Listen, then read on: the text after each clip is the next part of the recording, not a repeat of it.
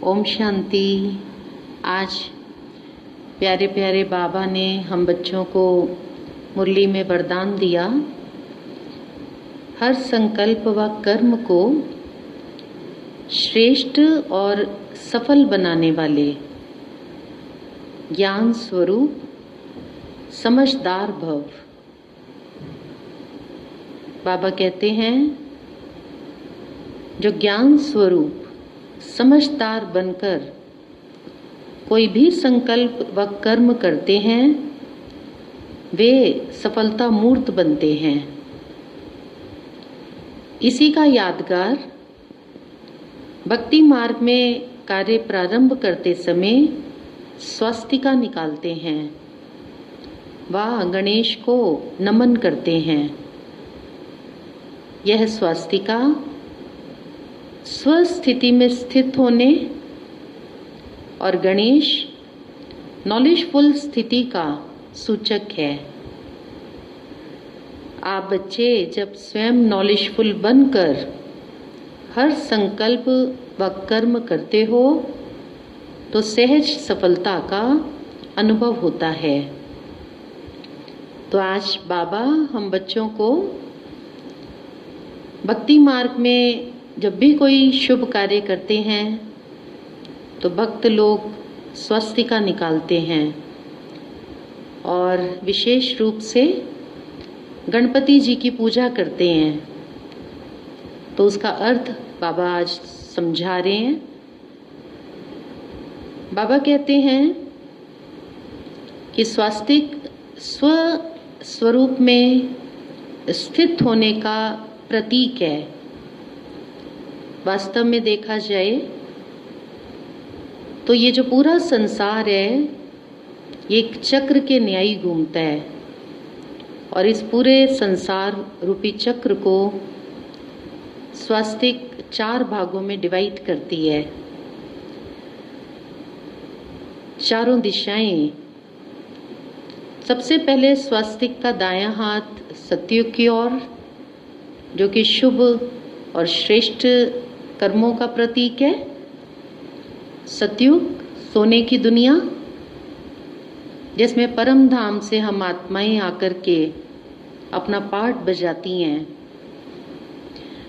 स्वस्तिक का हाथ समय परिवर्तनशील है, धीरे धीरे नीचे की ओर मुड़ जाता है और सतयुग वाली आत्माएं त्रेता युग में प्रवेश करती हैं और परम धाम से कुछ और आत्माएं भी आती हैं त्रेता युग में पाठ बजाने के लिए।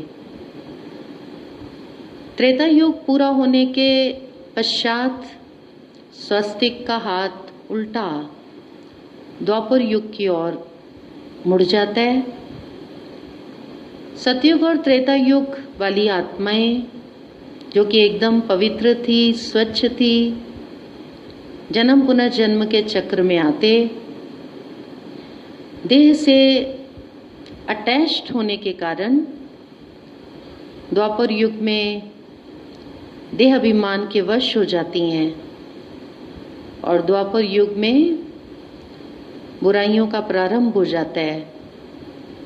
कुछ और नई आत्माएं आती हैं, जनसंख्या वृद्धि को पाने लगती है और द्वापर युग पूरा होने के पश्चात स्वस्तिक का बायां हाथ एकदम ऊपर की ओर उठ जाता है। हम कलयुग में प्रवेश करते हैं और आत्मा अपनी एकदम अपवित्र अवस्था में आ जाती है।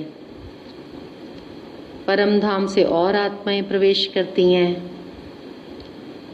और कलयुग में सभी आत्माएं सतयुग वाली, त्रेता युग वाली, द्वापर युग वाली और जो नई नई आत्माएं कलयुग में भी आ रही हैं, वो आत्माएं भी थोड़े ही समय में देह अभिमान के वश हो जाती हैं और देह अहंकार, देह अभिमान 5 विकारों को जन्म देता है और इन 5 विकारों के वश होकर जब आत्माएं कर्म करती हैं तो वो कर्म पाप कर्म के खाते में चले जाते हैं और पाप कर्म के परिणाम स्वरूप सब संसार की आत्माएं आज दुख और अशांति का अपने जीवन में अनुभव कर रही हैं।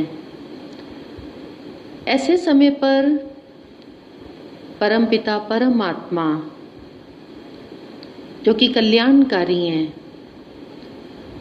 परम धाम से सृष्टि पर आते हैं और वो आकर के हमें इस बात की स्मृति दिलाते हैं कि बच्चे, देह अभिमान छोड़ो और आत्मिक स्मृति में स्थित हो जाओ, आत्मिक स्मृति का अभ्यास करो, आत्मा के मूल गुणों का आप स्वयं में अनुभव करो। ये स्वास्तिका जो संसार को 4 भागों में बांट रही है, स्वास्तिक का अर्थ ही है शुभ, मंगलकारी, कल्याणकारी। शिव बाबा कहते हैं सतयुग से त्रेता युग, त्रेता युग से द्वापर युग, द्वापर युग से कलयुग में आना सर्व आत्माओं का, उसमें कल्याण है। ये संसार ड्रामा बहुत खूबसूरत बना हुआ है। हम आत्माएं अगर अपवित्र ना हो, देह अभिमान के वश ना हो, 5 विकार इस संसार में व्याप्त ना हो, तो वो परम शक्ति परमात्मा के आने का कोई महत्व ही नहीं रह जाता। तो ये संसार का खेल बहुत सुंदर बना हुआ है। तो कलयुग के अंत में जो इस सृष्टि ड्रामा के डायरेक्टर हैं, क्रिएटर हैं, मुख्य एक्टर हैं शिव बाबा, वो स्वयं आते हैं और हमें आत्मस्वरूप में स्थित होने का ज्ञान देते हैं। जितना जितना हम आत्मस्मृति का अभ्यास बढ़ाते जाते हैं, आत्मा अपनी उस मूल अवस्था में, जिस स्थिति में वो परम धाम से सतयुग में आई थी, उस अवस्था को पुनः प्राप्त कर लेती है। और गणपति, आज शिव बाबा ने कहा कि वो नॉलेज के प्रतीक हैं। भक्ति मार्ग में गणपति जी की 2 पत्नियां दिखाई गई हैं, विधि और सिद्धि। जब हम किसी भी कार्य को विधि पूर्वक करते हैं और किसी भी कार्य को विधि पूर्वक करने के लिए ज्ञान की आवश्यकता है, तो हम शिव बाबा के पुत्र और पुत्रियां हैं। हमारा ही यादगार भक्ति मार्ग में गणपति जी के रूप में चला आ रहा है। परमपिता परमात्मा शिव स्वयं संगम युग पर आकर हमारे पुराने संस्कारों का नॉलेज से और योग से विनाश कराते हैं, हमें नॉलेज देते हैं, जिस नॉलेज को बुद्धि में रखकर विधि पूर्वक जब हम कर्म करते हैं, हमें सफलता अवश्य प्राप्त होती है। तो नॉलेजफुल आत्मा सदैव अपने जीवन के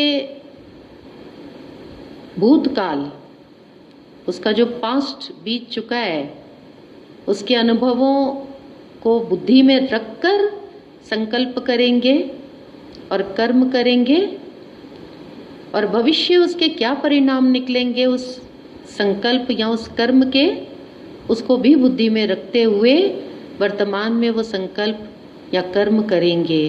अर्थात वो दूरांदेशी होंगे। और जितना जितना दूरांदेशी होकर के संकल्प और कर्म करेंगे, उससे उनको हर कर्म में सफलता अवश्य प्राप्त होगी। तो परमात्मा शिव बाबा हमको तीनों कालों का ज्ञान देकर मास्टर त्रिकालदर्शी बनाते हैं।